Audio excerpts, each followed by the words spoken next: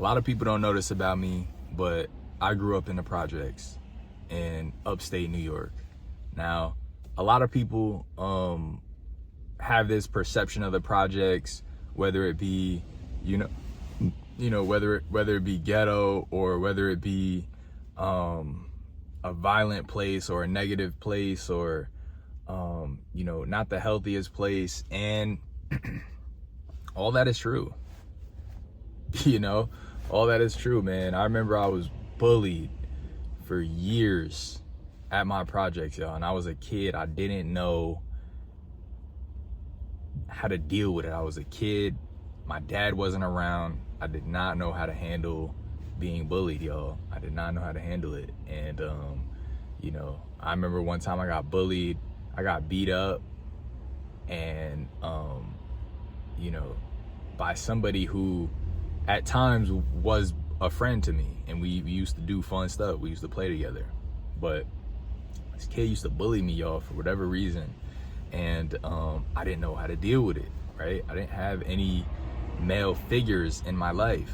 And I guess my mom really didn't have the guidance to get me around this particular thing. So, she would send me outside and just think it's all good, it's all sweet. And, I was having to deal with like physical violence, and I was having to dang near like protect myself and like run away from getting beat up. I remember one time I came home crying to my mom, like, mommy, such and such beat me up. And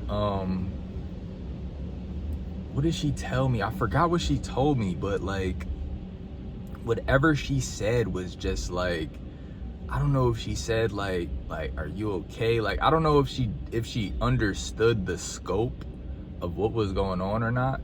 And I could have been there could have been some overreaction as well. I could have been being dramatic, but I was literally getting beat up too at the same time. Like, I was literally being physically assaulted as a kid. And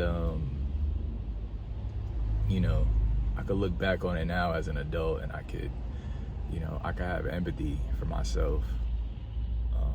But in the moment, I just, I didn't really know what to make of it. All I knew was I was scared. Sometimes I'm gonna have to run because I was a small kid. I'm a tall guy now. I'm 6'3", but I didn't get my growth spurt until like halfway into high school. You know what I mean? I was a super late bloomer. I was a small kid, skinny kid. And yeah, I think not having any like real dominant, assertive males in my life as a kid for any extended period of time, it left me unequipped to deal with confrontation and to deal with boundaries and physical violence, which is what I had to just endure at that point, because I didn't know what to do about it. But the projects isn't all bad, and the projects wasn't all bad. I lived at the bottom, so the projects, it was a hill, right? You turn the block, and then it's like this huge downhill, and then at the bottom it flattens out, and then there's like woods in the back, and all along each side of the downhill there's projects, huge project buildings that you could drive into. They got like parking lots, and there's a bunch of them all down this hill, lining the bottom of this hill. We were at the bottom of the hill, so it's like we were in a nest kind of at the bottom. And my mom had this rule for me and my siblings, no going outside the project. So you go to the top of the hill, but do not, don't pass the signage that says, welcome in. And it was a lot of fun. Aside from being bullied, it was a lot of fun. My mom would send us outside, and she was confident, she was comfortable just sending us outside and letting us run wild, knowing that we were gonna be inside the confines of the projects. And thinking about it now, you know, I don't know if I would let my kid have that much free range, but it was like it was like just this whole universe for me as a kid, you know, this big massive projects, just this whole world, and you know, so many different people and personalities I was able to interact with and engage with freely. I had a bunch of, you know, I didn't say I have a bunch of friends, but there were a bunch of different groups of kids who I played with and like ran around with, rode bikes with, rode scooters with. We used to come on, we used to leave our bike outside, you know what I mean, until people start stealing and we had to bring the bikes inside. But yeah, those people ruin it for everybody, man. Those people ruin it for everybody. Man, you don't know the freedom of just riding to your crib, riding up to your projects, throwing your bike outside and just going inside. And you know when you come back out, your bike is still there on the floor the next day. You know what I mean? It's a good feeling.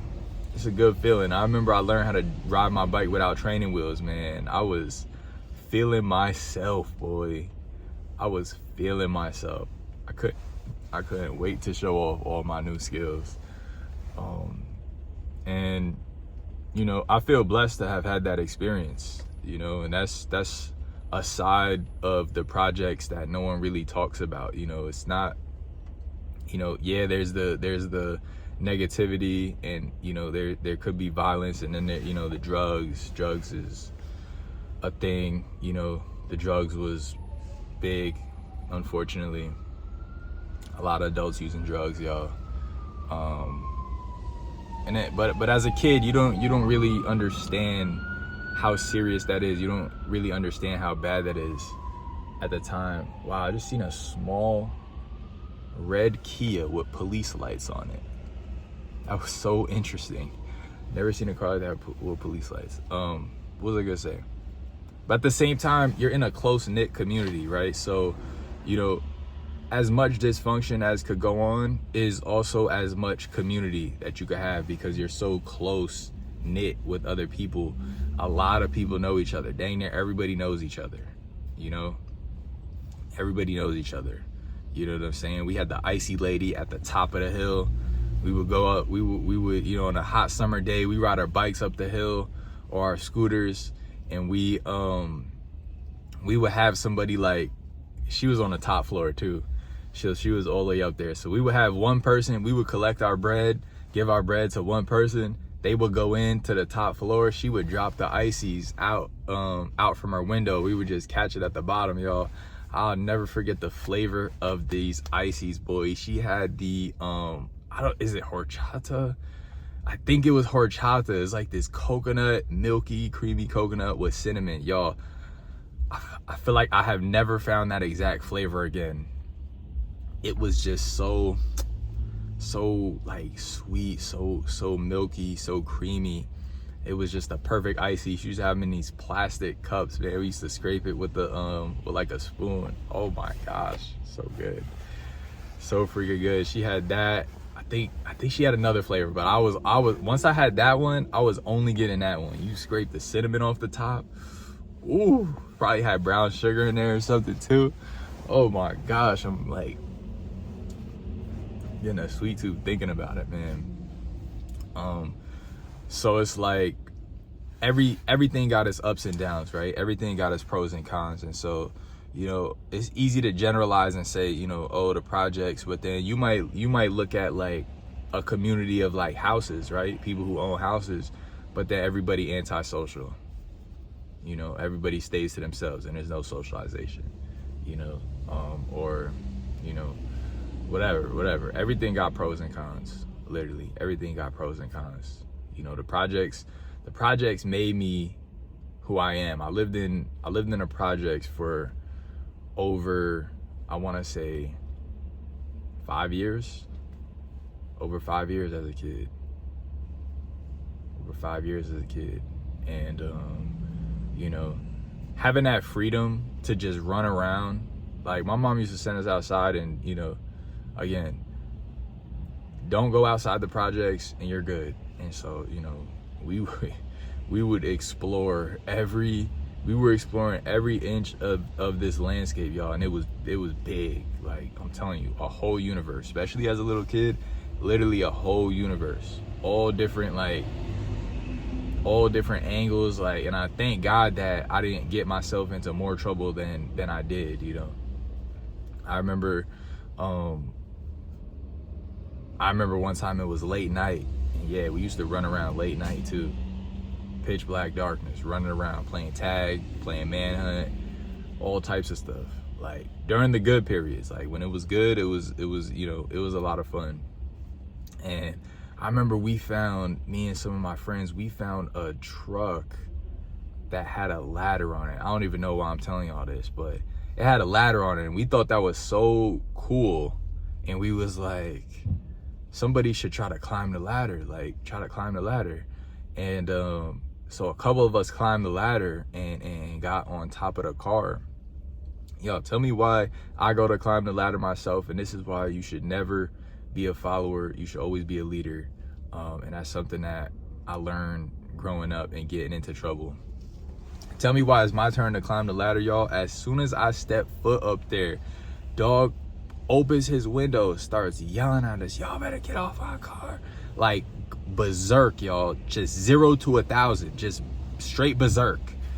And we all get to running. We all climb down. Some of us hop off the top, and we all running, y'all. I'm talking, we are like 6, 7 years old, like little kids, y'all.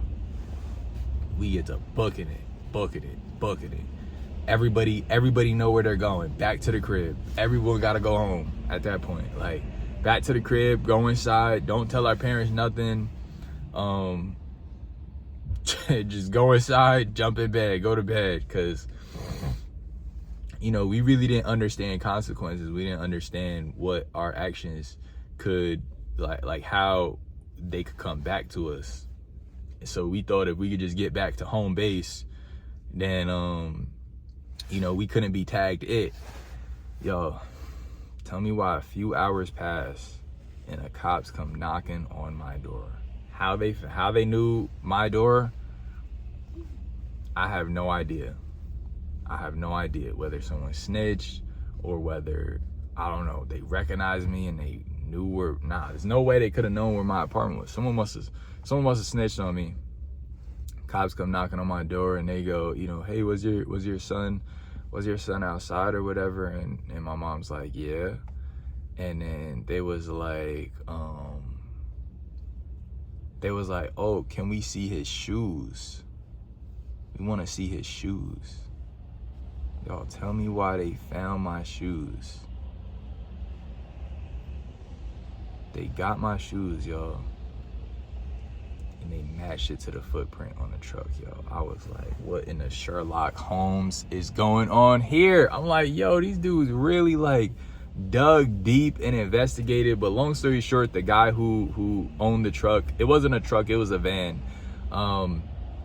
He didn't want anything done to us, more than just like, don't ever climb on his van again. And so that was all good. But, you know, I say all that to say that, like, it's easy to look in from the outside and judge a place, you know, but until you're inside that place, until your, you know, feet are in those shoes of those people, you really won't understand. And so, you know, judge with caution,